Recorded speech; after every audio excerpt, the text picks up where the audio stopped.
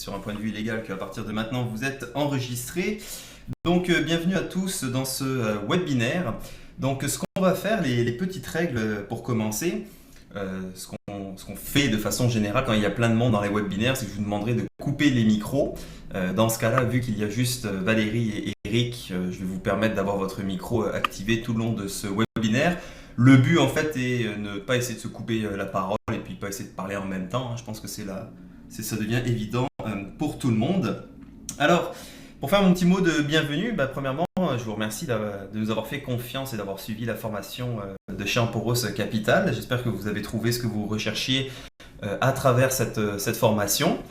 Et je tiens aussi à vous dire que le but au webinaire est uniquement de vous faire partager mon expérience et de répondre à vos questions. Donc sur un point de vue légal, ça ne représente pas un conseil en investissement, ce que je suis en train de vous donner, d'accord ? Vous devez vous servir de la connaissance que je vous transmets et surtout vous servir de votre travail et de votre compréhension. Et par la suite, c'est à vous de monétiser votre connaissance grâce au marché financier. Donc tout ce que je vous dis, tout ce que je vous apprends dans la formation, ce n'est pas un conseil en investissement, d'accord ? Donc ça, c'est sur un point de vue légal. Et c'est vrai que tout ce que vous voyez au niveau de la formation, eh bien, c'est pas parce que vous voyez les bons du trésor sur les plus hauts que tout de suite vous devez acheter, d'accord ? Parce que vous pouvez pas faire JB a dit que quand les bons du trésor sont sur les plus hauts, on achète, d'accord ? Donc c'est vraiment ce que je vous donne, ce sont des outils qui vont vous permettre à réfléchir. Donc est-ce que c'est correct pour tout le monde pour l'instant ? Ouais. Oui, parfait. Karim vient nous dire qu'il arrive dans 5 minutes.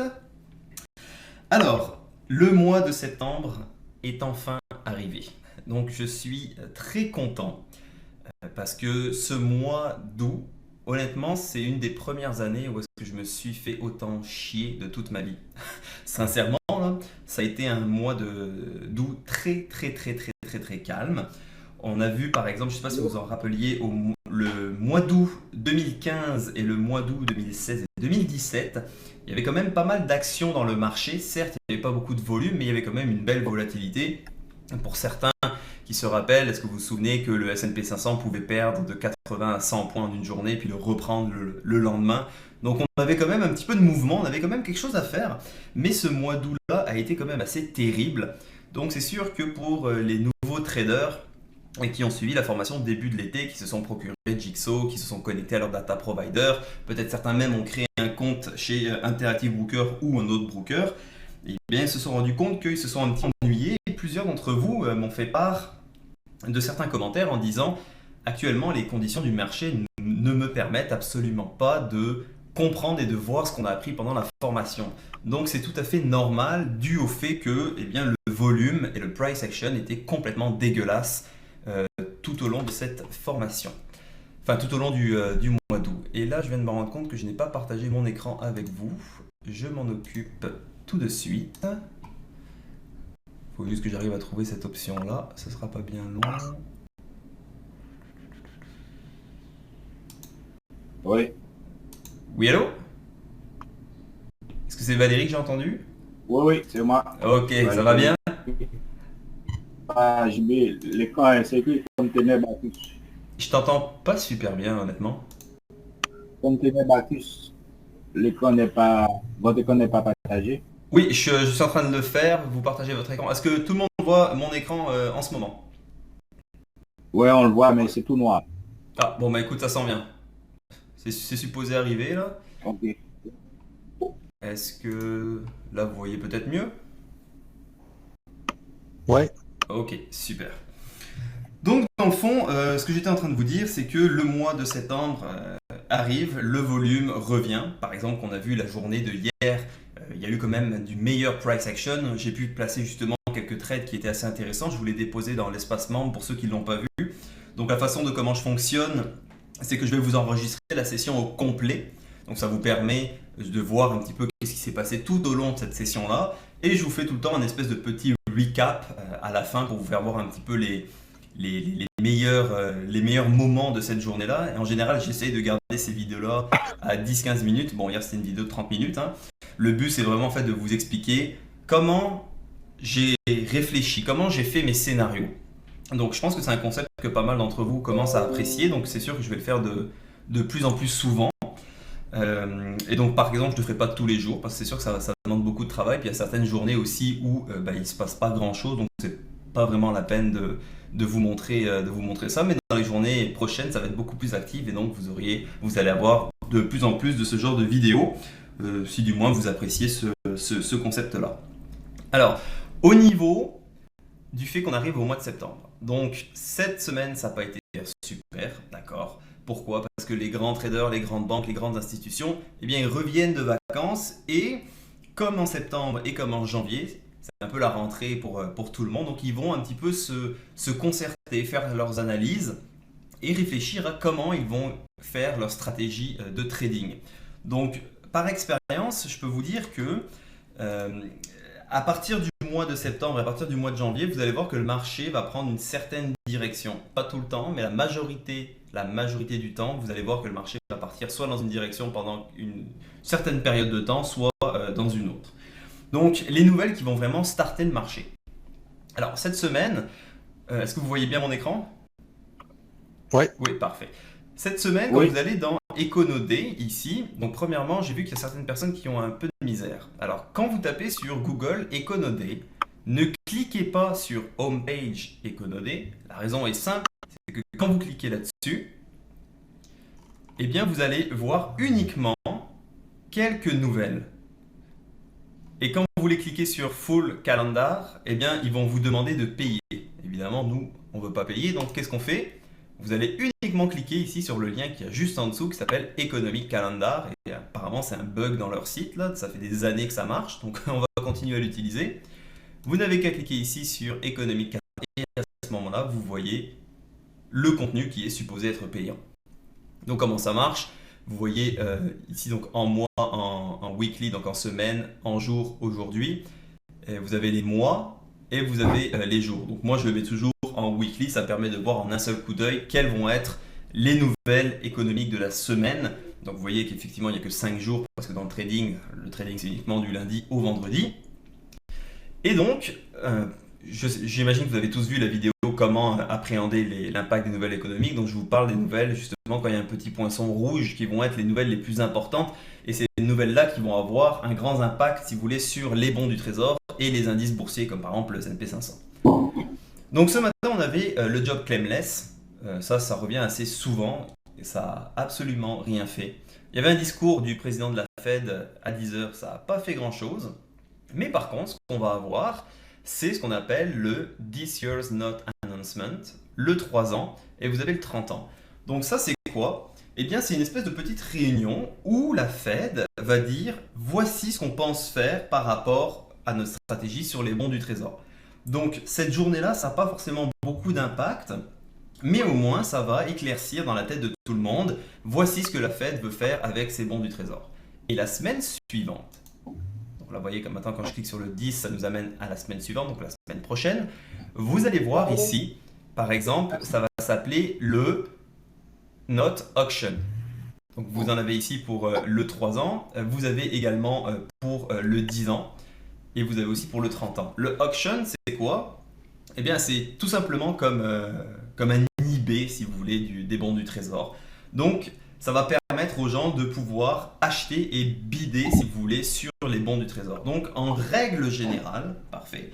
En règle générale, ça va toujours influencer et faire bouger le marché.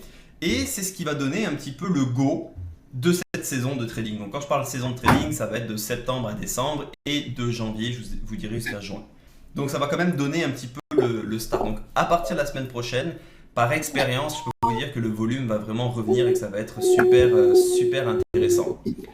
On va voir aussi également ce qu'on appelle le Treasury Budget qui est à 2h et le Fed Balance Sheet qui est à 4h30. Ça va être le jeudi de la semaine prochaine. Donc le Treasury Budget, si vous voulez, c'est quand même assez important par rapport au bon du trésor. Donc, vous allez voir du mouvement. Du fait qu'il y ait ces nouvelles-là la semaine prochaine, donc il y ait le auction, qui est aussi le treasury budget, c'est normal que cette semaine, les bons du trésor soient un petit peu difficiles à lire. Donc, en ce moment, on a vu que aujourd'hui, ça a vraiment pris du temps pour décoller. On était serré dans un range pendant quasiment au moins plus de 3 heures avant que ça finisse à décoller. Là, il y en a un d'entre vous qui a un micro où ça fait du bruit. S'il peut peut-être le baisser, je pense que c'est Valérie, si c'est possible. Merci. Donc voilà, on va faire attention à quoi cette saison de trading? Eh bien, on va faire attention à notre cher ami Donald Trump. Pourquoi? Eh bien, parce que Trump, à chaque fois qu'il va faire un tweet ou à chaque fois qu'il va rencontrer un dirigeant ou enfin bref, à chaque fois qu'il va se lever le matin, il va être enclin à faire un petit peu de la merde, on s'entend, ce qui peut faire des grands mouvements dans le marché. Et également, il va y avoir aussi les élections un petit peu de mi-mandat. Donc, je ne sais pas trop comment ça se passe en détail par rapport à la politique américaine, mais un président peut être destitué. Donc, on peut virer un président. Je pense que si c'est la majorité des gens au Congrès qui lui font pas confiance, le président est viré. Donc, on se retrouverait avec un président par intérim, puis des nouvelles élections et tout ce genre de bordel. Donc, ce genre de contexte économique, c'est sûr que ça pourrait avoir un très grand impact sur le marché. Donc, on va faire attention à notre ami Trump. Et également, on va faire attention aux annonces de la Fed. Donc, on se rappelle que la Fed, c'est la Réserve fédérale. Donc, c'est une entreprise privée qui imprime de l'argent et qui le prête au gouvernement et aux banques. Et ces banques-là, après, vont prêter cet argent-là à des particuliers et à des entreprises qui permet en fait de stimuler l'économie. Donc, quand la Fed a un taux d'intérêt bas, ce que ça va faire, c'est que ça va être enclin à faire grossir l'économie. Pourquoi? Parce que si les taux d'intérêt sont plus faibles, à ce moment-là, les banques peuvent prêter de l'argent aux particuliers et aux entreprises, pas gratuitement, mais vraiment moins cher, et peuvent en prêter plus. Donc du coup, les gens, ce qu'ils font, eh bien, ils font des crédits, ils s'achètent des voitures, des grosses maisons, ils font des crédits pour des biens de consommation, ils s'achètent des conneries, et puis du coup, tout le monde achète, donc l'économie va bien. Quand la Fed remonte ses taux, à ce moment-là, eh bien, les banques vont être plus enclins à réduire le nombre de crédits qu'elles offrent aux particuliers et aux entreprises. Et également, ça va coûter plus cher pour pouvoir faire des crédits, pour pouvoir emprunter de l'argent. Donc, ça va resserrer un petit peu l'économie. Évidemment, tout ça, c'est en termes général, d'accord? C'est pas tout le temps le cas. Mais en gros, c'est comme ça un petit peu que le marché va raisonner. Les taux d'intérêt baissent, c'est bon pour l'économie, les marchés montent. Les taux d'intérêt augmentent, c'est moins bon pour l'économie, les marchés descendent. Dans les grandes lignes, c'est ça. Donc on va Qu'est-ce que ça vraiment... fait pour les bandes? Pardon? Pour la bande, de s'en faire quoi? Mais en fait, c'est que ça touche l'économie de façon générale, tu vois. Je veux dire, les bons du trésor, si tu sais que comment dire, le marché des actions se casse la gueule, bah, les gens vont tout simplement transférer leur argent dans les bons du trésor. Et si l'économie si les actions vont bien, les gens vont plutôt aller dans les actions parce que ça va leur donner un rendement plus intéressant. Parce que ce qu'on trade, c'est les contrats futurs sur les bons du trésor, donc sur les taux d'intérêt des bons du trésor, par exemple à échéance 30 ans, le 10 ans, le 5 ans et tout ça. Donc ça, c'est ceux qui investissent dans les bons du trésor, ça va être des PPR, tu vois. On leur dit, tu achètes un bon du trésor, ça va te faire 5% par année et tu vas pouvoir sortir ton argent dans 10 ans en fait. Donc nous, ce qu'on fait, c'est qu'on va jouer sur la variation des taux en fait. En gros, c'est ça ce qu'on fait. Donc les bons du trésor, c'est plus quelque chose qui est, comment dire, tu sais, comme quand les gens vont à la banque et qu'ils achètent un paquet d'actions, qui veulent faire traîner leur capital pendant 10 ans, bah, les bons du trésor, c'est un petit peu ça.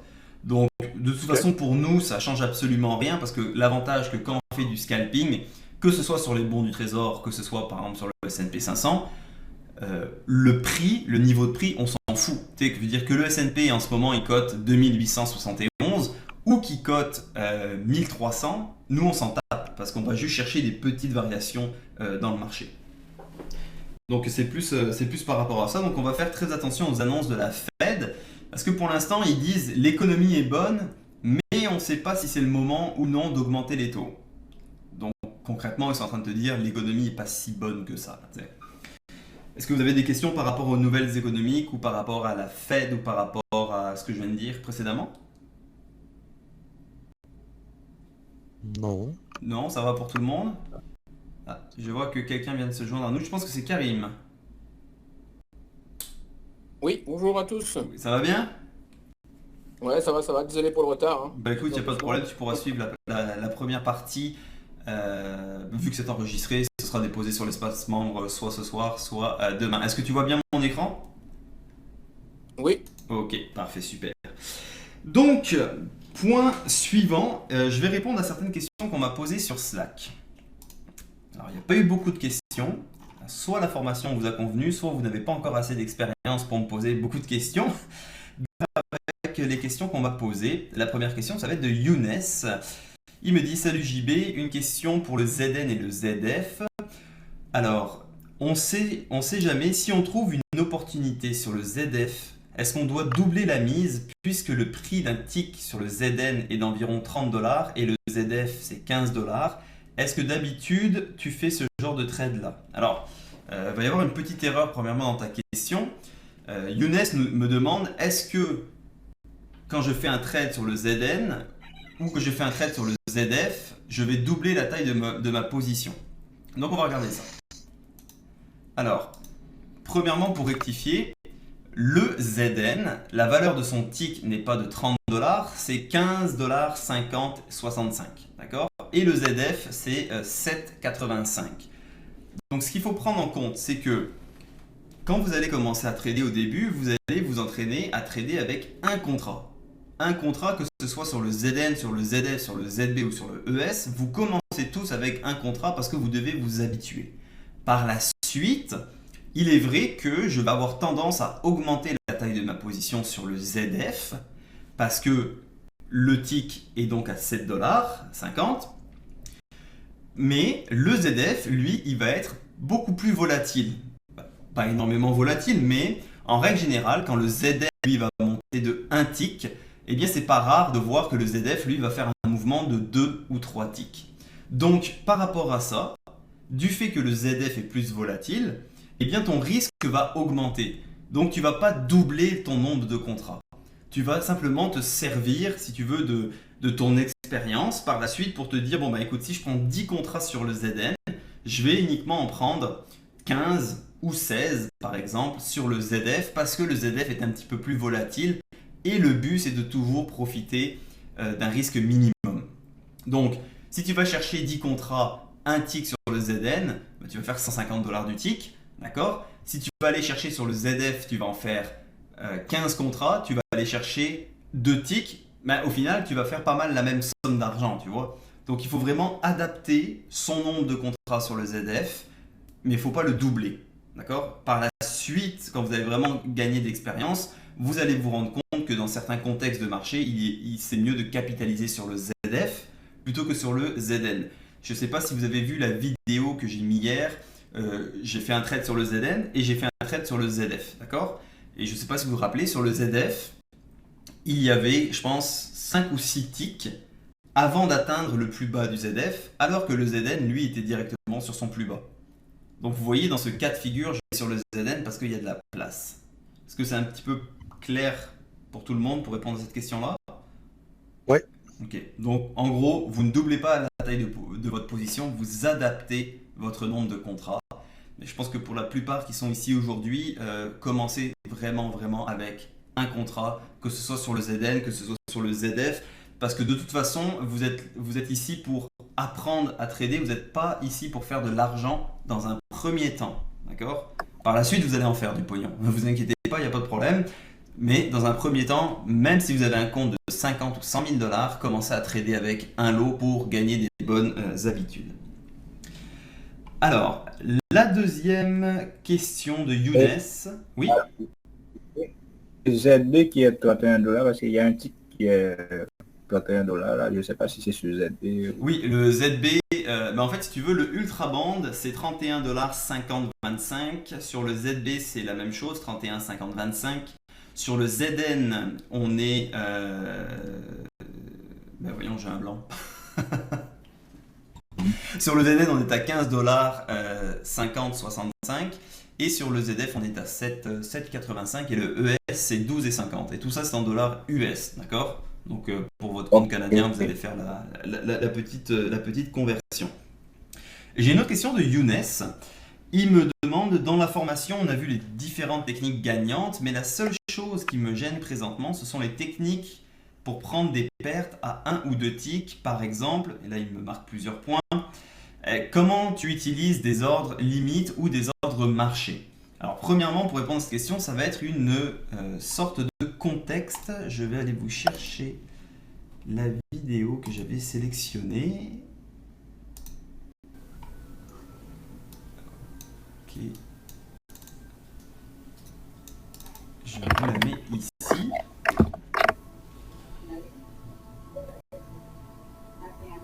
Donc vous allez voir dans cette vidéo, c'est un très mauvais trade que j'ai pris, hein, qui va se trouver être un trade perdant. Là c'était à 1 minute, à 1 heure. Je vais couper le son parce que là il y a du son. Ok. Donc la question de Younes, c'était de savoir comment on fait.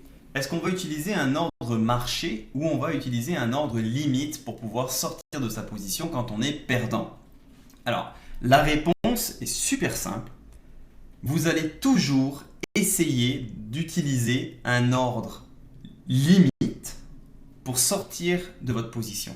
Si jamais vous vous rendez compte que vous n'allez pas être servi et donc vous n'allez pas être en mesure de sortir de votre position avant que ça fasse un tick down, à ce moment-là, utilisez un ordre marché pour être sûr de sortir tout de suite. Ça va vous éviter de perdre un tick supplémentaire. Donc quand on voit dans cette position-là,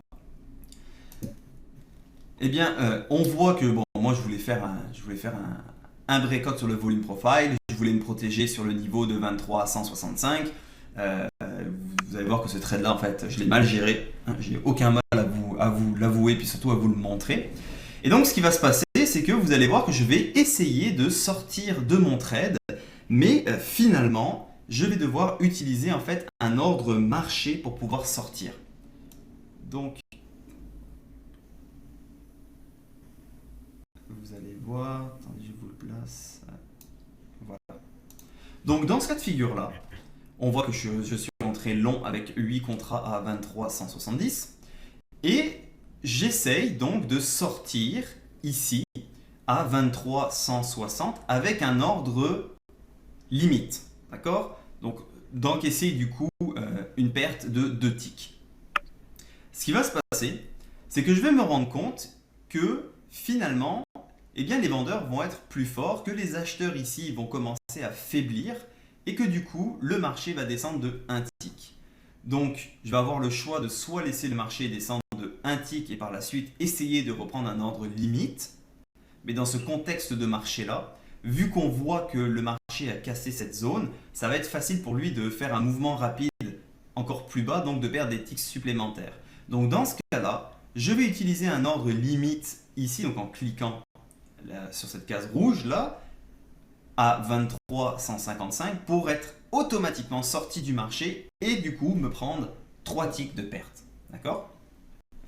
Donc, comment on se rend compte que le marché ne va pas tenir? Eh bien, vous allez voir ici qu'au niveau du bid, ça va disparaître rapidement et vous allez voir cette pression baissière. Donc, dans ce cas-là, je me rends compte que je n'arriverai pas à être exécuté et je prends donc la décision de sortir rapidement de mon trade. Donc, c'est un peu comme ça que vous devez réfléchir quand vous devez sortir. Vous allez toujours essayer d'utiliser un ordre limite, mais si vous voyez que vous n'êtes pas en mesure d'être exécuté, d'être pris par le marché sur votre ordre de limite, n'hésitez pas et sortez avec un ordre marché. Donc là, c'est exactement ce que j'ai fait. Et puis quand on va continuer un petit peu cette vidéo, eh bien vous allez voir que ça a été une bonne décision parce que le marché est descendu encore plus bas. D'accord? Est-ce que ça répond pas mal à cette question? Ouais, tout est clair parce que j'ai vu de l'absorption de la part des vendeurs, là. Bien avant que tu sois sorti, là, j'ai vu 1000 contrats là, qui ont été absorbés. Ouais, ben, dans ce cas-là, c'était pas vraiment de l'absorption, c'était vraiment plutôt du... comment dire? Le marché normal en fait. Donc je pense qu'il y a certains d'entre vous qui ont un peu du mal à faire la différence entre de l'absorption et un marché. Et un marché, ce qui se passe. Tu vois, par exemple, dans ce niveau-là, tu as 2000 contrats, c'est pas de l'absorption, c'est simplement le marché, tu vois, qui se bat entre eux. L'absorption, c'est par exemple quand tu vas voir un breakout et que sur un certain prix, les vendeurs vont se mettre à tout absorber les contrats, il n'y aura aucun contrat acheteur qui va aller plus haut et le marché va se retourner. Tu vois, l'absorption, c'est vraiment quand le marché a décidé que ça y est, c'est fini, ça s'arrête. Ok. Donc on va regarder d'autres exemples. Il me dit aussi Younes, donc par rapport à cette même question, dans les différents contextes de marché, est-ce que tu vas plus utiliser des ordres limites ou des ordres marché par rapport au price action? Donc c'est sûr que quand vous avez un price action qui est beaucoup plus, comment dire, quand il y a plus de volatilité et qu'il y a aussi plus de volume, ça va être beaucoup plus facile pour vous de rentrer, de sortir avec un ordre limite, d'accord? Mais dans la psychologie, dans la stratégie de vouloir sortir avec un risque minimum, si jamais vous voyez que ça ne va pas, comment dire, réussir à vous prendre, sortez avec un ordre limite. Vous avez également sortez avec un ordre marché, excusez-moi.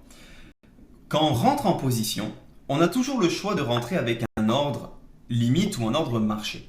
Dans la plupart des cas, je vais vous recommander de rentrer avec un ordre limite. Par contre, il y a certains moments où est-ce qu'on va utiliser un ordre marché pour pouvoir rentrer. Exemple, le marché, vous voyez ici sur le ZN à 20,015. Exemple, le marché trade ici. Vous voyez un point de pression et vous voyez cette zone qui peut être quand même assez intéressante. D'accord ? Si vous voyez que vous essayez de rentrer avec un ordre limite et que vous n'allez pas être exécuté mais que vous sentez que le marché va péter, à ce moment-là, rentrez avec un ordre marché. Parce que ce qui va se passer dans ce cas de figure, c'est que le marché va monter rapidement de 3 clics. Donc vous êtes mieux de rentrer avec un ordre marché, d'aller chercher 3 ticks et de sortir rapidement, plutôt que essayer de prendre un ordre limite alors que vous savez que vous n'allez pas être exécuté et de laisser partir 3 ticks. Est-ce que c'est un petit peu plus clair pour vous ? Ouais, ok. Donc c'est vraiment la règle numéro 1, c'est vous rentrez, vous sortez toujours avec un ordre limite, mais à défaut, vous allez utiliser l'ordre marché. Donc le problème avec l'ordre marché, c'est qu'on va toujours laisser un tick au marché, d'accord ? Donc ça répond à sa question. Là, il me dit aussi, les journées, quand on voit les grandes institutions qui se débarrassent de leur contrat suite à un événement attendu, qu'est-ce qu'on fait ? Eh bien, on ne fait pas grand-chose en fait. Dans certains cas, comme par exemple le FOMC, vous voyez le marché qui va partir d'un côté et de l'autre. Dans ce cas-là, vous ne rentrez même pas dans ces positions. Quand vous voyez que vous êtes en position et qu'il y a un événement inattendu et que le marché va se mettre à décaler d'un coup, ou vous voyez alors ce que j'appelle un siphonnage. Donc ça veut dire quand vous voyez que le carnet d'ordre, vous savez comme avant des nouvelles économies, qu'est-ce que vous vous rappelez que des fois on voit le carnet d'ordre qui se met à se vider complètement. À la place d'avoir du 3-4 000, vous allez avoir du 40, 100, 70. Vous vous rappelez un peu de ça ? Ouais. Ok. Donc, quand on voit ce genre de configuration, alors qu'il n'y a pas de nouvelles et que vous voyez le carnet se faire siphonner, le carnet se faire retirer tous leurs ordres, là, vous n'hésitez pas une seule seconde, vous sortez. Parce que ce que ça veut dire, c'est qu'il y a une grosse merde qui est arrivée quelque part, et là, le mouvement va être très violent. Donc, dans ce cas de figure, vous sortez tout de suite avec un ordre marché, tout simplement pour pouvoir limiter la casse. Alors, Vincent m'a posé une question qu'il aimerait voir plus d'entrées en temps réel pour pouvoir un petit peu comprendre ce qui s'est passé. Bon, bah écoute, je ne pourrais pas te répondre live en temps réel parce que là, dans le marché, il n'y a rien qui me donne le goût de prendre une position. Tu vas pouvoir voir justement ces exemples, donc je les ai rajoutés dans l'espace membre justement où est-ce que je t'explique les scénarios et tu vois mes trades justement qui sont pris en réel, mais tu vois le avant de comment j'ai réfléchi avec le trade. Donc pour ça, je t'invite à regarder les vidéos qui s'appellent Recap des sessions de trading. Maintenant, j'ai une autre question de Younes.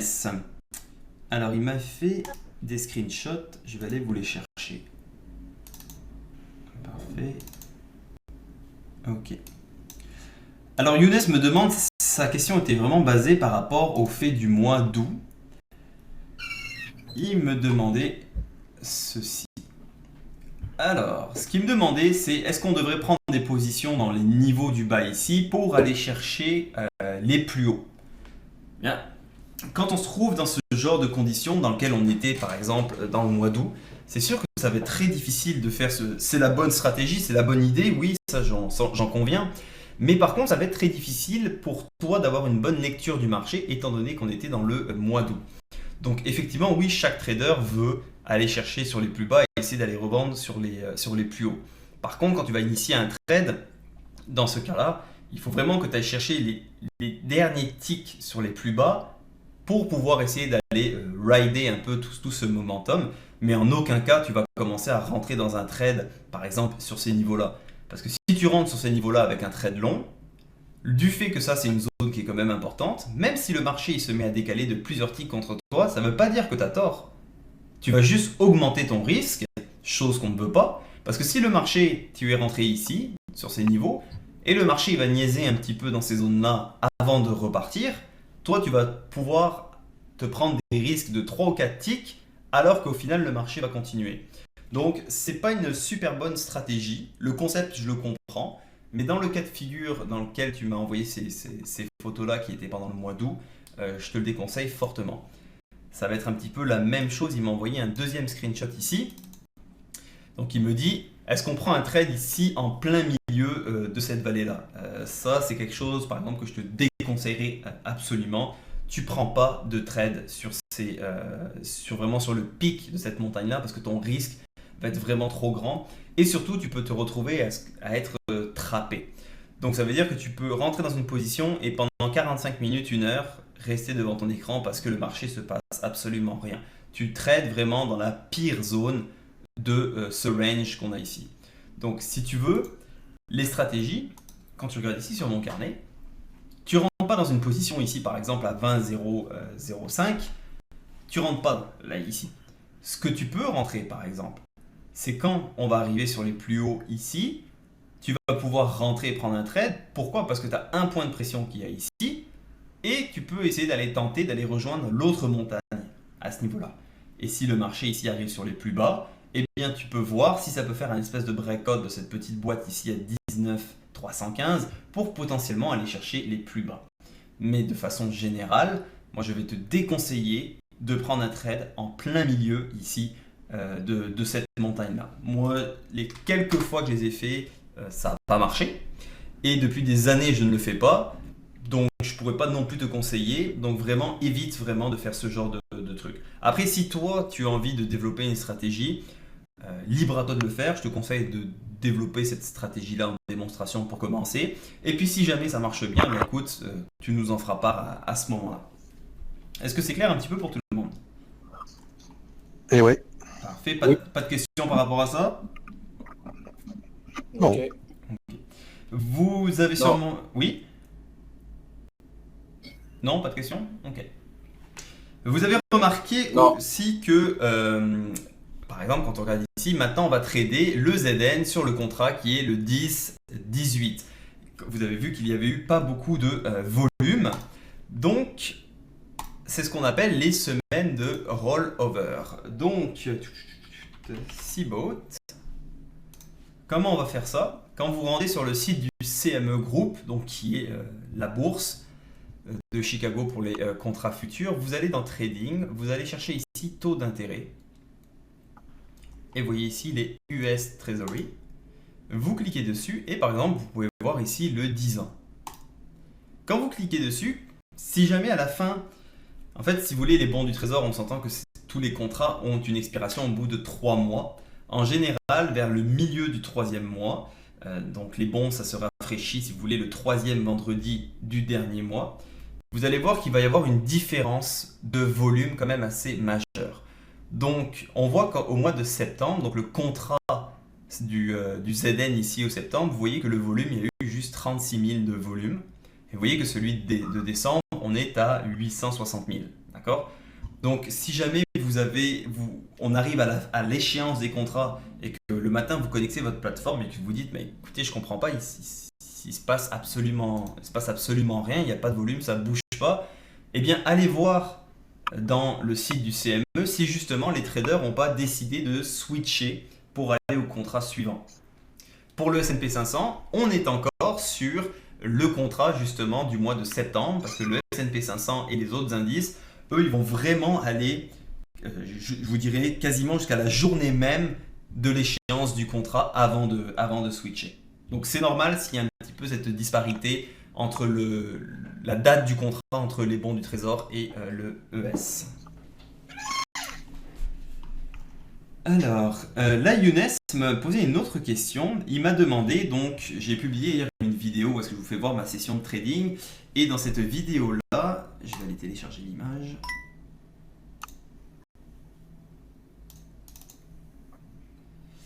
Ok, ça c'est le screenshot qu'il a pris de ma vidéo.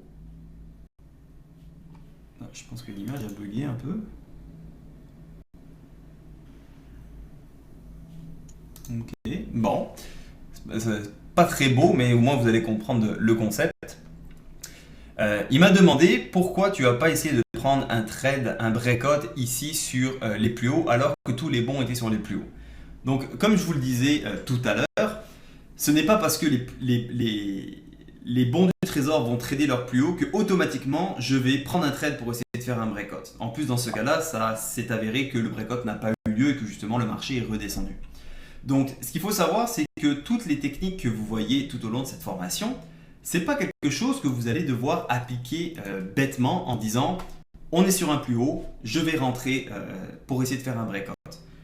Si vous arrivez sur les plus hauts du marché, vous devez voir la faiblesse au niveau des vendeurs, vous devez voir les bids, donc les acheteurs qui se mettent ici à augmenter, vous devez voir dans le inside print que les acheteurs attaquent de façon agressive les vendeurs et que les vendeurs prennent peur. Donc vous devez voir des gros chiffres qui continuent à grossir au niveau du bid et du chiffre ici qui continue à augmenter au niveau du inside print.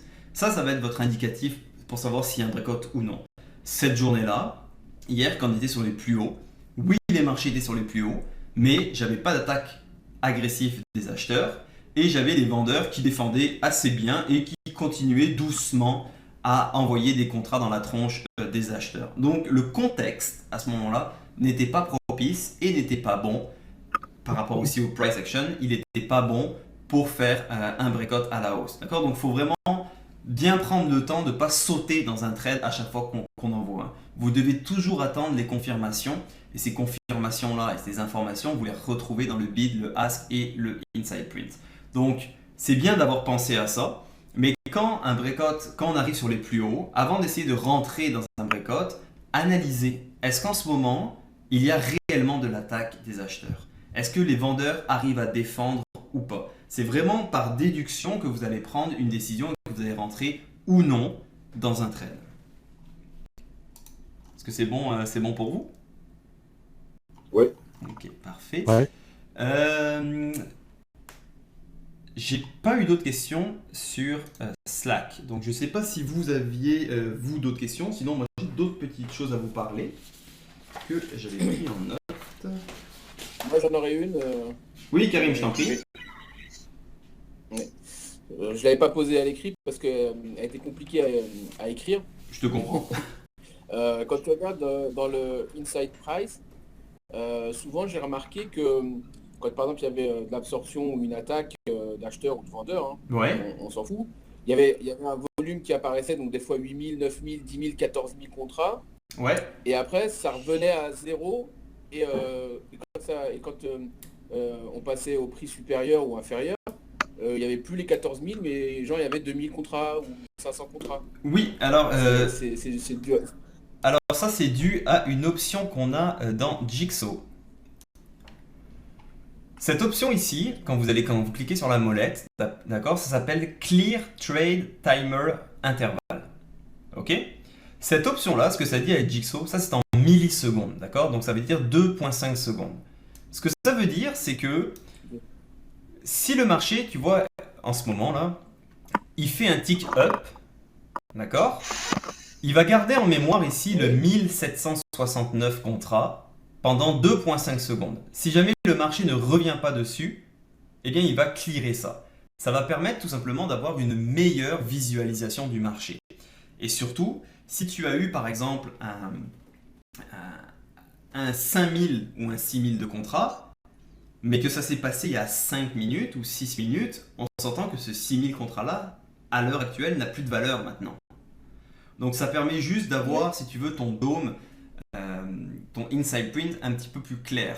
Donc si jamais tu veux vraiment clearer ça, tu as aussi ici l'espèce de petit pinceau là, qui va tout simplement reset ici au milieu. Parce que tu vois, en ce moment, je pense que c'est Vincent qui m'avait posé cette question-là, il avait un peu ce problème-là. Regarde, en ce moment, ici sur le ZF, le 2800, le 1000, tu sais, je veux dire, en ce moment, on n'en a rien à foutre de ça. Donc, c'est des informations qui vont plus te servir. Est-ce que ça répond mieux un peu à ta question? Non, attends, juste résumer pour voir si j'ai bien compris, parce que je pense que j'ai pas compris. Ok, pas de problème. Ça veut dire que si on reste plus de 2,5 secondes sur le même prix, ça se remet à zéro. Sur le prix décalé, regarde. Prenons ici, maintenant, on va dire l'exemple du... le ZN ici. Tu vois ici qu'on a 200 contrats. Oui. Si jamais on fait un tick up de plus, donc à ce moment-là, ça va être bid ici à 20,065 et ask à 20,070, et que le D'accord. marché, au bout de 2,5 secondes, ne revient pas sur le tick d'en dessous, ça va effacer cette donnée-là. Ok?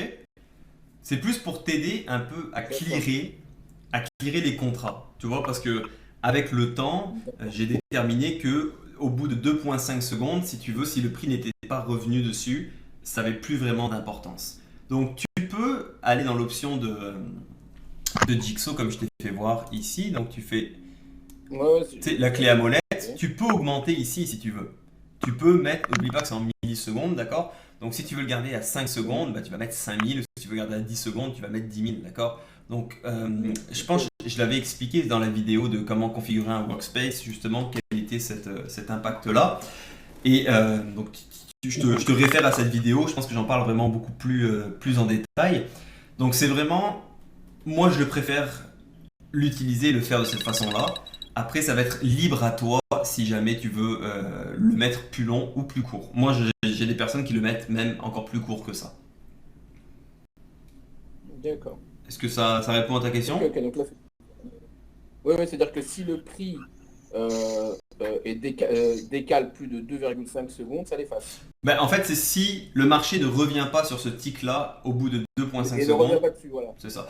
Je vais mettre une note, je vais y penser. Je vais essayer de te faire peut-être une vidéo là-dessus pour te montrer un exemple. Peut-être ça pourrait t'éclairer là. Donc je vais mettre une note là. Je te garantis pas que je vais être en mesure de le faire aujourd'hui, hein, par exemple. Mais je me mets une note. Parfait. Donc ça, je vous en ai parlé. Ça, je vous en ai parlé. Parfait. Est-ce que vous avez d'autres questions avant que je vous parle de mes autres petits points? Ouais, Oui. j'en ai. Je t'en prie. À 9h30, quand que le marché US ouvre, Oui. est-ce que tu vas trader les bonds ou tu vas attendre que les ordres soient tous passés? Alors, ce qu'il faut savoir, c'est que quand il y a l'ouverture à 9h30, au niveau du S&P majoritairement, il y a ce qu'on appelle en fait le basket order. Donc pendant les 4 premières minutes, 3-4 premières minutes, vous avez tous les ordres que les brokers ont reçus de leurs clients pendant la nuit, si vous voulez, ou en pré-marché, qui vont se mettre à s'exécuter. Donc c'est pour ça que vous voyez, dès l'ouverture de la bourse, le S&P il va monter, descendre, c'est illisible, donc surtout ne faites rien. Pour les bons du trésor, ça va quand même influencer, mais de façon générale, vous allez quand même voir que sur les bons, ça va prendre une seule direction. Donc, je vais m'en servir, oui, je ne vais jamais trader entre 9h30 et 9h34 sur le S&P 500. Ça m'est arrivé, mais à de très rares occasions. Mais sur les bons du trésor, ça va juste apporter plus de liquidité, plus de volume. Donc, du moins les premières 30 secondes, 30-40 secondes, évitez de trader. Mais par la suite, vous allez voir que ça va être, c'est quand même assez viable. Ok. Donc, mais par contre, je tiens à préciser, c'est pas parce que vous allez voir par exemple les bons qui vont commencer à monter que vous allez dire je prends une position longue. Il faut que l'ouverture de la bourse de New York qui va amener plus de liquidité sur les bons du trésor soit en adéquation avec le scénario que vous aviez, d'accord? Donc si ce volume-là qui se rajoute vous aide dans la direction que vous aviez déjà prévue, donc de votre scénario, oui, à ce moment-là, faites-le. Ça peut aussi invalider votre scénario. Mais surtout, ne prenez pas une bombe parce que le marché ouvre et vous voyez, ah, ça monte de 3 ticks, je vais rentrer dans le marché. D'accord? Donc, il faut vraiment bien faire cette différence-là. Ouais. Une autre question. Je t'en prie. Comme tantôt, le S, il a descendu beaucoup. Est-ce que tu regardes le pourcentage qui descend pour m'emmener t'éclairer ou tu regardes absolument aucun pourcentage, juste le carnet d'ordre? En termes de pourcentage, je t'avouerai que je m'en tape pas mal. À moins qu'on tombe... Si on dit, oui. Si on dit qu'il est descendu, mettons, de 3%, c'est quand même beaucoup. Là, fait que oui, bah, je veux dire, en termes de pourcentage, moi je parle vraiment en termes de points, honnêtement.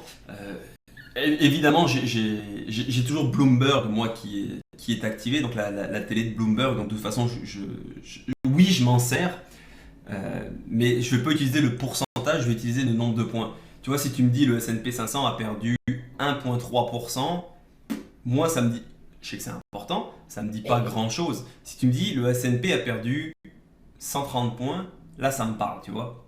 Donc, effectivement, je vais me servir du nombre de points qu'il a chuté ou qu'il a monté, tout simplement parce que tu vas te rendre compte facilement que le S&P 500 a tendance depuis 3 ou 4 ans, quand il se met à chuter d'environ 100 points, tu sais que le lendemain, il va reprendre ses 100 points et il va repartir à la hausse. Donc, ça va plus me dire, peut-être que demain, j'ai l'occasion de me faire un 50-80 points sur le S&P. C'est plus comme ça en fait que je vais m'en servir. Okay. Est-ce que ça va? Ouais, c'était dans l'idée. Moi, mettons, si on va en points, s'il a perdu 200 points, à un moment donné, le marché ne peut pas continuer à descendre éternellement. Il va arrêter à un certain moment donné. Ah oui, si on prend les bons du trésor à la hausse à ce moment-là, eux autres aussi vont arrêter à un moment donné. En fait, là, à ce moment-là, tu vas plus te servir de toute façon de la corrélation. Tu vois, je veux dire, il y a toujours cette corrélation, qu'elle soit inverse ou non, entre le S&P et les bons du trésor. Après, ce qu'il faut savoir, c'est que si tu n'as pas beaucoup de volume sur tes bons du trésor, mais que tu as du gros volume sur de la grande volatilité, sur le S&P 500, à ce moment-là, si le SP se met à casser, ça va avoir moins d'impact sur les bons, tu vois. Ouais. Donc c'est plus par rapport à la validité de tes corrélations qu'à ce moment-là, une grande chute sur le S&P ou une grande hausse va avoir un impact en fait. Donc je te dirais vraiment, c'est par expérience que tu vas t'en rendre compte. Ok. Dernière question. Je t'en prie.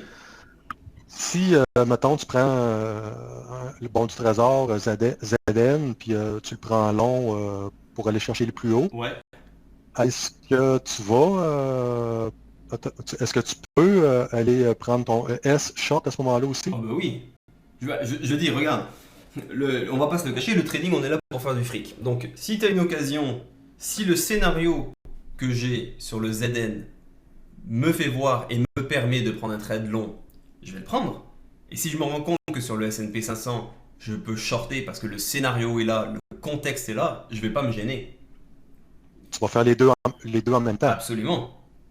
Okay. Je veux dire, si je te propose de tondre ma pelouse pour $100 ou te donner $200, tu vas te prendre 200 pièces, on s'entend là. Ah non, j'ai pas de problème à ramasser l'argent. Non, ça c'est sûr. Par contre, on va faire attention à quelque chose, d'accord? Surtout pour les nouveaux.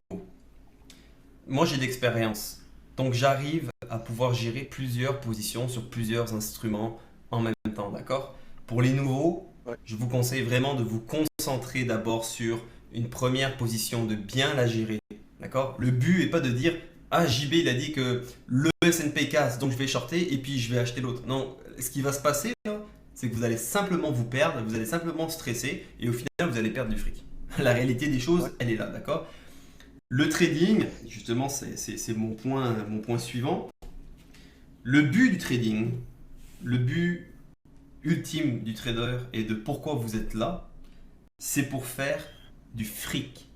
Point final. Vous n'êtes pas dans le trading pour essayer de chercher de l'émotion.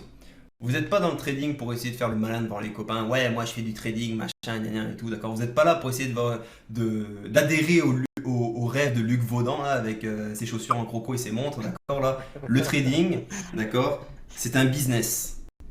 C'est sérieux le trading. Donc si vous voulez faire les choses de façon normale, les choses de façon correcte, vous devez voir le business, vous devez voir le trading comme si vous partez votre propre compagnie. D'accord?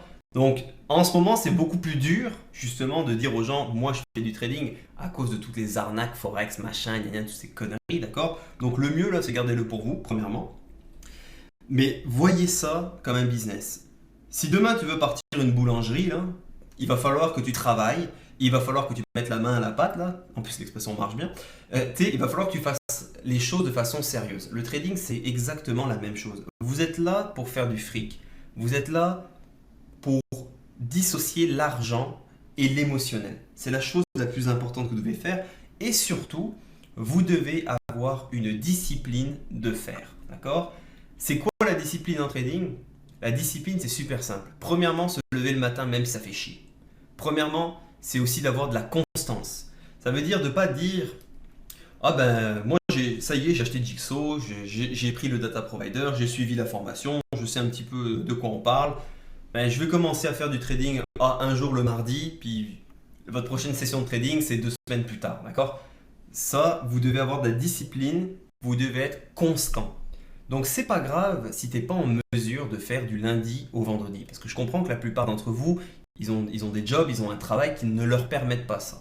Mais essayez d'aller le faire au maximum. Moi, ce que je vous conseille, c'est d'avoir un screen time. Donc, le screen time, c'est vraiment le temps que vous allez passer devant votre ordinateur. Tout simplement, la raison est simple, c'est que le cerveau humain, il a besoin de se créer des connexions. D'accord? Donc, je ne suis pas un expert dans le cerveau, là, mais votre cerveau doit apprendre à lire un carnet d'ordre, doit apprendre à réagir. Tu vois, c'est comme quand tu apprends à conduire une voiture manuelle. Au début, c'est la galère. Je veux dire, moi, j'en ai chié, là. Mais après, quand tu conduis manuel, maintenant, ben, ça se fait de façon automatique. Donc ça, c'est votre cerveau qui crée ces automatiques-là. Vous devez faire la même chose dans le trading. Donc c'est pour ça que vous devez avoir une discipline qui commence premièrement par la rigueur. D'accord? Et il ne faut pas sauter les étapes. Apprenez doucement à lire les carnets d'ordre. Faites ça comme si vous créez votre propre business. Ça, c'est la chose la plus importante. Après, en termes de discipline, c'est quoi? C'est être capable de sortir de son trade quand vous vous rendez compte que vous avez tort. Ça, c'est une des choses qui est les plus importantes. C'est la discipline de ne pas faire de l'overtrading. Le scalping a mauvaise réputation, tout simplement parce que sur Internet, les gens vont commencer à dire « Les scalpers, c'est des mecs qui prennent 200 trades par jour. » Non, personne ne prend 200 trades par jour à part des putains de malades mentales. D'accord? On s'entend là? Le scalping, c'est pas ça. Le scalping, tu es payé à attendre la bonne configuration et à prendre tes trades. Donc c'est cette discipline-là de ne pas essayer non plus de rentrer dans n'importe quel trade. Je fais référence au commentaire de Younes qui me disait tout à l'heure, alors pourquoi hier, vu qu'on était sur les plus hauts, tu n'as pas pris un trade pour essayer de faire un breakout? Eh bien c'est ça la discipline. C'est la discipline de se dire, en ce moment, oui, les bons du trésor sont sur leur plus haut, d'accord, mais je ne vais pas prendre un trade parce que le contexte ne me donne pas raison là-dedans. Donc c'est ça la discipline, de se dire j'ai envie mais je ne le fais pas parce que le contexte n'est pas là. Donc c'est vraiment ça, vous êtes ici pour faire de l'argent. Vous êtes ici pour gagner votre vie par la suite dans le trading, chose qui est merveilleuse parce que concrètement on ne travaille pas beaucoup. Tu as fait beaucoup de travail en amont pour arriver à ce résultat-là, d'accord, il ne faut pas se le cacher. Mais ça t'offre justement cette liberté d'avoir plus de temps et surtout d'être géographiquement libre et d'être récompensé sur ton travail et uniquement sur ta performance. Moi, c'est pour ça que j'ai choisi le trading à la base. Donc, ça vous prend vraiment une grande discipline. Donc, vous devez aussi avoir la même attitude qu'un professionnel.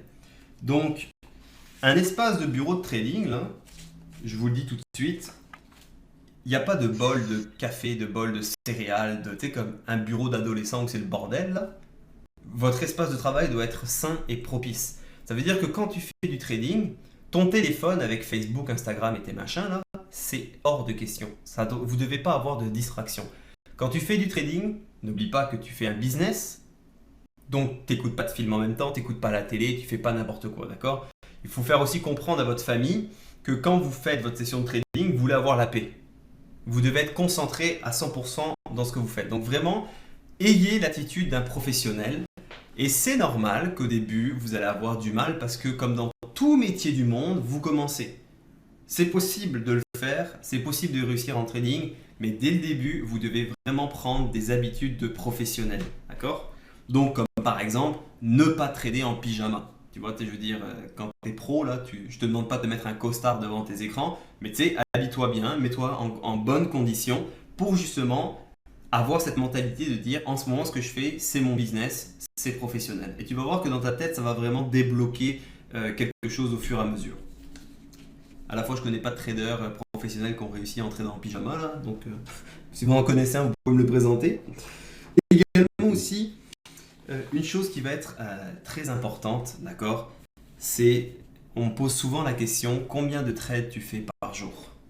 Vous ne devez pas forcer le trade. Et vous ne devez absolument pas avoir ce que j'appelle la mentalité de salarié. Ça va être ultra, ultra, ultra important. Sur Google Hangout, est-ce que tout le monde est là encore? Oui. Ouais, il n'y a pas de bug? Ok, parfait, super. Donc, la mentalité de salarié et le trading, c'est quoi? La plupart du temps, les gens ont eu l'habitude d'échanger leur temps contre de l'argent. Donc, tu es payé, je sais pas moi, $20 de l'heure. Donc, si tu travailles 8 heures, tu dois avoir tel montant. Et les gens en trading, ils vont se dire, eh bien écoute, je vais trader tous les jours. Et tous les jours, si je fais 5 ticks avec tant de contrats, eh bien ça me fera tant d'argent tous les jours. Ça, c'est la plus grosse erreur que vous pouvez faire. Vous ne pouvez absolument pas avoir une mentalité de salarié quand vous faites du trading. Pourquoi? Parce que vous allez essayer de forcer vos trades. Vous allez vous dire, mais là aujourd'hui, il n'y a pas de configuration, il n'y a rien qui se passe, mais ça me prend mes 5 ticks. Ça me prend mes 5 ticks parce que mon plan, c'est ça. Donc, faites attention à ça. Prenez ce que le marché vous donne. Il se peut qu'il y ait des semaines, comme par exemple cette semaine, on ne s'est pas fait grand-chose. Et ça se peut qu'il y ait des semaines qui soient beaucoup plus calmes.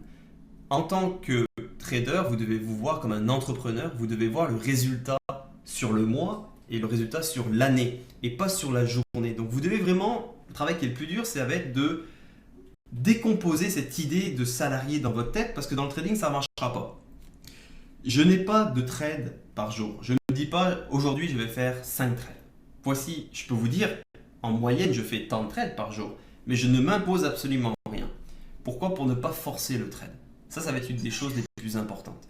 Si jamais vous avez fait 3 ou 4 trades dans votre journée et que vous venez de faire $800, ne vous enflammez pas. Si vous vous sentez plus apte à trader parce que vous avez l'émotion qui arrive là, vous êtes content, vous avez fait du fric, sortez.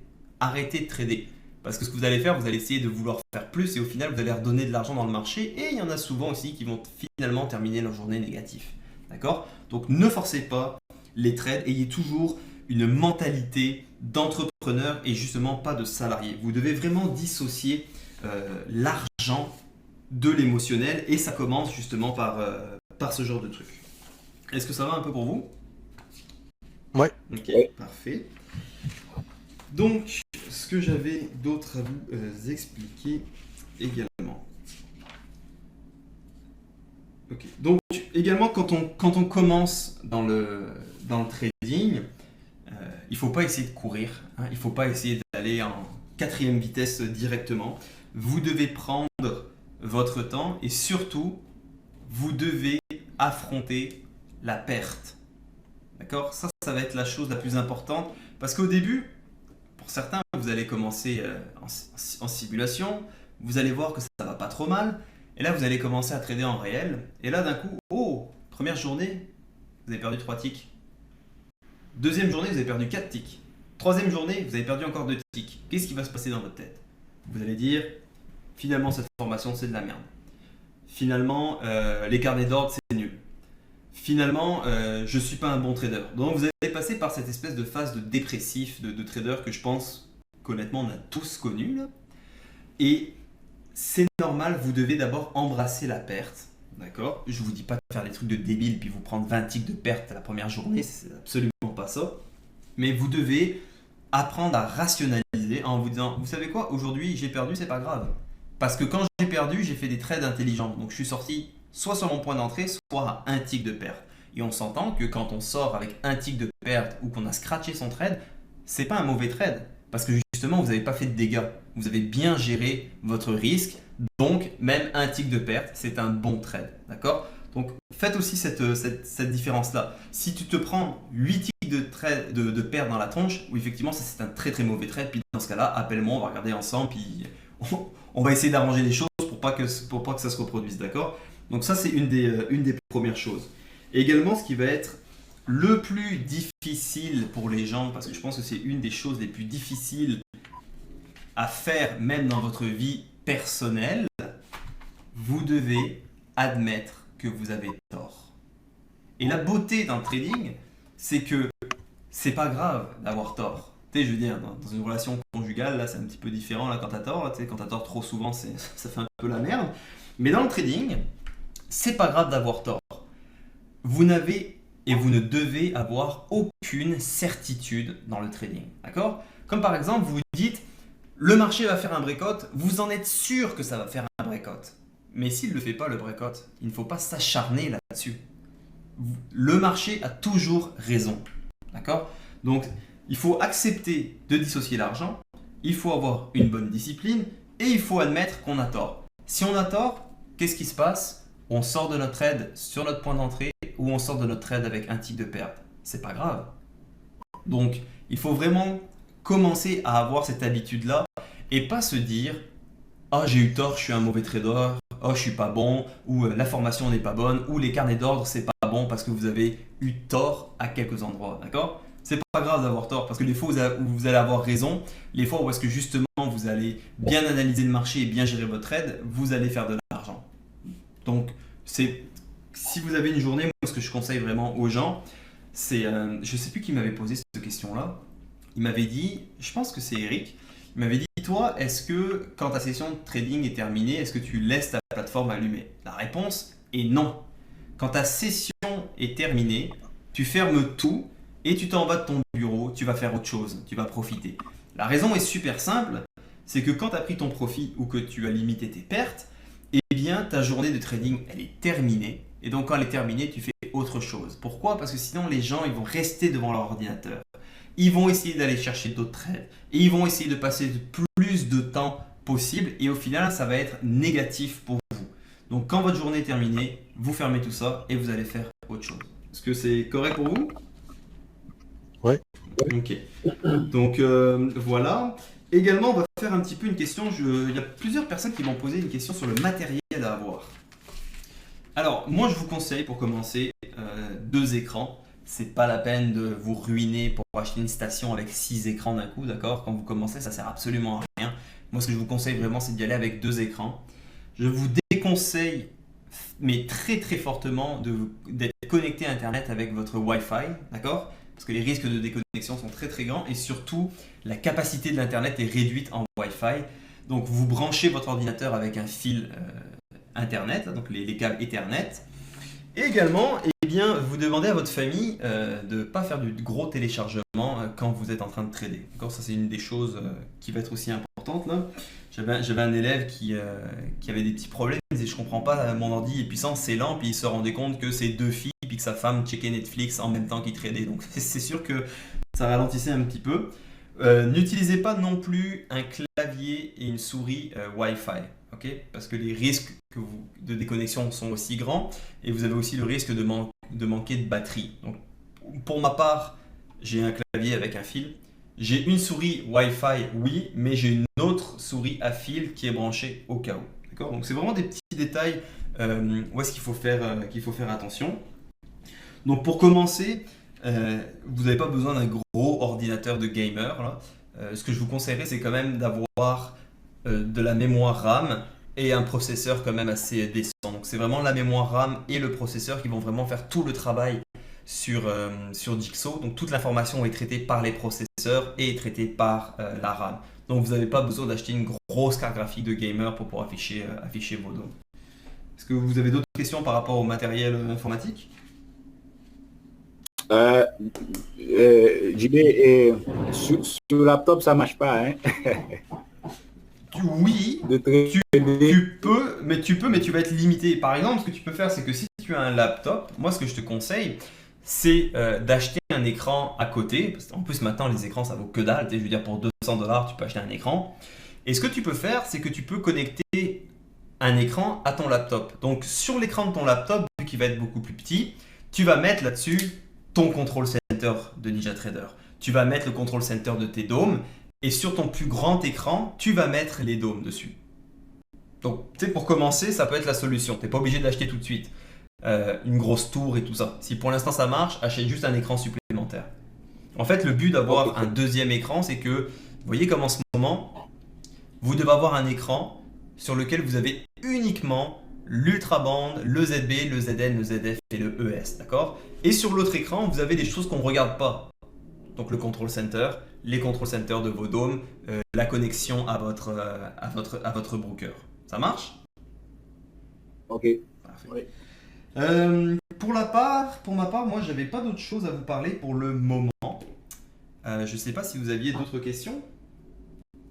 Mais avec le temps, c'est pas une question, c'est juste une constatation, là, Je t'en prie. une confirmation. Là. Avec le temps, je réalise, parce que j'ai regardé beaucoup, je révise beaucoup la formation, mais je réalisais que finalement, on n'a pas vraiment besoin des graphiques. Ah, bon, je suis content d'entendre ça, Valérie, parce que quand on s'était parlé il y a 3 mois, je pense, t'avais de la misère Il y a plus. t'avais de la misère à comprendre qu'on pouvait faire du trading sans graphique. Et là, je suis bien content et merci de mettre ce point-là. Quasiment tout le monde qui a joint cette formation-là est passé par les graphiques. Il y en a comme par exemple comme Samuel, ça lui a pris 10 ans sur les graphiques. Et donc, les gens ont en mémoire le fait que tu ne peux pas trader d'une autre façon que les graphiques. Et là, j'en connais certains qui vont utiliser les carnets d'ordre, mais qui vont quand même garder d'un coin de l'œil les graphiques. Et ça, ne le faites pas. Ne le faites pas, pourquoi? Parce que vous allez être influencé par les graphiques et vous allez moins vous concentrer sur le carnet d'ordre. Je peux vous garantir, mais croyez-moi là-dessus, fermez vos graphiques pour les 2 prochaines semaines, concentrez-vous uniquement sur les carnets d'ordre et vous allez voir que le graphique il va se dessiner dans votre tête et vous allez voir que vous allez justement avoir 100 fois plus d'informations dans le carnet d'ordre que sur le graphique. Là, j'en connais quelques-uns qui ont dû fermer en ce moment leur graphique, là. Mais vraiment, mettez les graphiques de côté. Je vous en supplie, messieurs, là, parce que ça va vraiment être le moyen d'évoluer le plus rapidement. Moi, au début, j'étais graphique aussi. À mes tout débuts, j'étais graphique. J'ai commencé les carnets d'ordre. Au début, j'avais mis les graphiques. Puis quand les pros ils m'ont dit « Qu'est-ce que tu fais ?» Je t'ai dit de ne pas les mettre. Je les ai fermés. Au début, les 2-3 premières semaines, c'est sûr que ça te fait un choc. Mais après, tu t'en rends compte que oui, effectivement, les graphiques te nuisent plus qu'autre chose, d'accord? Donc, je m'avancerai pas à dire ça sur les réseaux sociaux, sinon je me ferai incendier, là. Mais faites le test. Pendant 2 semaines, ne regardez pas les graphiques, regardez uniquement les carnets d'ordre. Et vous allez voir, à la fin de votre session, ouvrez votre graphique, et vous allez vous rendre compte que dans votre tête, vous l'avez fait, votre graphique, à vous, directement. Est-ce que ça marche? Oui, parfait. Est-ce qu'il y en a d'autres qui avaient peut-être un petit peu le même sentiment que Valérie par rapport au graphique? Moi, je suis en plein dedans, en fait. Hein. J'ai du mal encore à me passer des graphiques, quoi. Ok. Karim, Mais je pense qu'avec le temps... Karim, je vais te le dire tout de suite. Tu as la chance d'être au milieu de cette formation-là. Annule tes graphiques. Annule-les. Je te demande de mettre tes graphiques de côté, au moins le temps que tu finisses cette formation. Et on s'en reparle après. Non, c'est sûr. Donc, mais je comprends, c'est pas grave, parce que si vous voulez, la plupart d'entre vous vont essayer d'aller se rassurer par rapport à quelque chose qu'ils connaissent. Parce que quand il arrive sur les carnets d'ordre, c'est ça, en fait, il voit des carnets, il voit des chiffres qui bougent et tout ça, donc forcément l'être humain a toujours besoin d'essayer de se rassurer quelque part. Mais le fait de vous rassurer avec des graphiques, au final, ça ne va pas vous faire avancer, ça va même ralentir votre processus d'apprentissage. Donc, je sais que c'est difficile, mais laissez-vous justement la chance de ne pas utiliser les graphiques, de déconstruire ces vieilles habitudes et de voir avec les carnets d'ordre justement qu'est-ce que ça peut donner. Faites le test, parce que je vous conseille vraiment d'enlever ces graphiques-là, tu vas vraiment voir une différence. Les premiers jours, ça va être difficile, ça c'est garanti. Mais tu vas voir que fur et à mesure, comme par exemple Valérie, là il se rend compte que finalement les graphiques t'en as pas besoin. Alors que quand j'avais parlé à Valérie au début, c'était quand même un fervent défenseur des graphiques. Donc voilà, moi je vous parle par expérience, je vous parle aussi du fait que j'ai quand même enseigné à plusieurs élèves qui maintenant réussissent et ces mecs-là ils sont tous passés par le même stade que vous. Ils voulaient pas retirer les graphiques, ils voulaient pas, et quand ils se sont mis à les retirer complètement, eh bien c'est là qu'ils se sont mis à évoluer et c'est là qu'ils se sont mis à être profitables. Donc, si vous avez à me faire confiance une deuxième fois dans votre vie, la première fois c'est d'avoir suivi cette formation, la deuxième fois c'est abandonner vos putains de graphiques. D'accord? Sincèrement là-dessus, faites-le. Ok, JB. Est-ce que ça convient pour tout le monde? Est-ce que vous avez d'autres questions? Ouais. Moi j'ai juste une petite question. T'en prie. que j'avais vu, t'as mis, il reste quelques places pour les journées de coaching live. Oui. C'est quelque chose qui est payant ou Oui, alors le coaching live, comment ça se passe? Ça veut dire qu'on va passer toute la session de trading, par exemple toi et moi, de 7h45 le matin jusqu'à environ 11h, 11h30, dépendamment du marché, des fois plus si jamais il se passe ça pendant le marché. Et ça te permet de vraiment être 100% avec moi pendant toute une session de trading. Donc moi je te partage mon écran comme en ce moment, je prends des trades en réel en même temps. Et puis tu peux me poser toutes les questions que tu veux. Et c'est surtout en fait te faire travailler.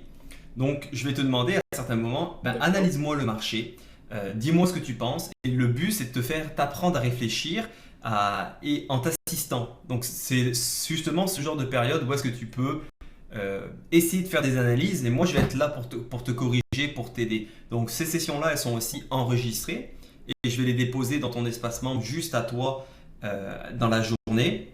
Ça te permet en fait après de revoir déjà la session qu'on a passée ensemble, d'entendre les questions que tu m'as posées et d'entendre les réponses que je t'ai données. Donc après la formation, c'est quand même un format d'aide si tu veux, qui va vraiment permettre aux élèves de bien comprendre, de bien assimiler, puis surtout de réfléchir par eux-mêmes. Parce qu'une des grandes difficultés que certains vont avoir, eh bien, c'est qu'ils vont suivre la formation, ils vont tout ça, mais après, quand ils vont se retrouver devant leur écran, ils vont manquer un petit peu de confiance dans leur jugement, à se dire, est-ce qu'en ce moment, j'analyse vraiment la bonne chose? Donc le fait de prendre ces sessions trading-là, ça te permet d'analyser le marché à voix haute, comme ça moi je peux l'entendre et je peux te corriger et on peut regarder ça ensemble. Donc c'est vraiment un moyen qui va permettre aux gens de progresser rapidement par la suite. Donc pour l'instant les tarifs c'est 200$ canadiens pour la journée et si tu prends plusieurs sessions, c'est sûr que là à ce moment-là il y a un rabais qui est appliqué pour toi. Ok, donc c'est 200$ la session, 200$ canadiens la session. Ouais c'est ça, donc en euros je pense que ça fait 120 € peut-être, quelque chose comme ça. 120 ou 130 €. Ouais, quelque chose comme ça. Bon, la plupart des gens vont faire des trades, puis cette journée-là vont rembourser plus que leur session, donc au moins tout le monde est gagnant. Ouais, je pense que c'est la journée où tu rentres avec un peu plus de l'eau que d'habitude. Oui, c'est sûr, mais c'est vraiment plus pour, si tu veux, permettre à quelqu'un qui voudrait avoir un petit peu plus d'assistance, qui voudrait affiner, puis qui voudrait voir un petit peu une session de trading. C'est vraiment d'être autonome. Ouais, c'est ça, donc c'est vraiment le but. Donc, vu que j'ai eu pas mal de demandes, c'est ça, il me reste juste quelques places pour le mois de septembre. Donc, si les gens veulent réserver, manifestez-vous, et puis sinon, ça ira à octobre. Ouais, je pense que ça sera sur octobre-novembre, je pense. Il n'y a pas de problème, à ce moment tu as juste à m'envoyer une demande dans Slack, et puis voilà. Autre point important, vu qu'on a modifié les prix, je sais que certaines personnes, du coup, ont eu du mal à se connecter sur leur espace membre. Enfin, ils arrivaient à se connecter, puis il n'y avait plus rien, en fait, dans l'espace membre. Si jamais ça vous arrive, ne vous paniquez pas. Je ne sais pas d'où ça vient, là, encore. Il faut juste que je réactive une petite option qui s'est désactivée, en fait, lors de ce processus-là. Donc, c'est pas grave, vous m'envoyez un message, vous me dites JB, j'arrive pas à me connecter. Moi, je vais faire le petit changement dans votre compte. Ce que vous devez faire, c'est vous devez effacer les cookies puis les paramètres dans le cache en fait de votre internet, puis vous allez pouvoir vous connecter par la suite, il n'y a aucun problème. Je sais que Younes a eu ce problème-là, puis Eric aussi, puis ça a été réglé en 20 secondes. Donc c'est bon pour vous? Ok. Impeccable. Parfait. Bon, écoutez, messieurs, on va mettre fin à ce webinaire-là. Il va être disponible dans votre espace membre normalement en après-midi ou peut-être un petit peu plus tard aujourd'hui. Donc pour cette semaine, je pense que demain, il n'y aura pas énormément de volume. La semaine prochaine, ça va être quand même assez intéressant. Donc je vais aussi également pouvoir vous poster des vidéos de sessions de trading. Si jamais vous avez des questions, n'hésitez pas à les mettre dans le Slack. Et puis maintenant, je vais reset le channel question pour le webinaire pour un prochain webinaire. Également, ce qui pourrait être sympa, je vous le demande comme ça, si jamais vous avez, pour ceux maintenant qui ont suivi la formation, si jamais ça vous tente de mettre un commentaire, un avis justement sur Facebook par rapport à cette formation-là, tout simplement en fait pour peut-être rassurer certaines personnes qui voudraient prendre cette formation-là, mais qui ont peur justement de se faire encore arnaquer par quelqu'un. Donc je pense que c'est quelque chose qui pourrait moi m'aider si vous voulez à rassurer certaines personnes. Donc libre à vous de le faire. Et bien sûr, le but n'est pas de mettre oh waouh, j'ai pris la formation, c'est génial, je viens de faire 10 000 $. Je veux dire, ça, on s'en fout, là, c'est pas ça c'est pas ça le but, là. Mais si jamais vous êtes en mesure de mettre un commentaire personnel, libre à vous. Je vous lance l'idée, vous en faites ce que vous voulez par la suite. Ça marche? Ok. Bon. Qu'est-ce que tu as demandé? Pardon? J'ai une dernière chose à te demander. Oui, Là. je t'en prie. Oui, le Jigsaw, là, si quelqu'un ne l'a pas encore acheté, est-ce que le matin, est-ce qu'il y a, il y a un lien qu'on peut suivre le Jigsaw en live là? Non. Ben moi pour l'instant je propose pas ce service-là. Je sais, tu pourras demander à Younes, je sais qu'il y a un mec sur YouTube qui s'appelle Seth, un anglophone qui partage son écran. Je sais que dessus il a le ZB, le ZN puis le ZF. Il utilise Jigsaw. Tu pourras demander à Younes, il va pouvoir t'envoyer le lien, mais sinon si t'as pas ça, non. Alors c'est pour ça justement que moi j'enregistre des sessions de trading puis qu'après je les mets sur l'espace membre. Ça permet justement à ceux qui n'ont pas accès encore au marché de pouvoir suivre une session de trading puis au moins commencer à regarder puis à s'habituer avec ça. Ok, parfait, c'est Ça bon. marche? Je vais demander à Younes. Bon, ben, C'est bon, messieurs, merci. dames, ça m'a fait un grand plaisir. C'est très le fun comme format de webinaire. Moi, j'aime bien.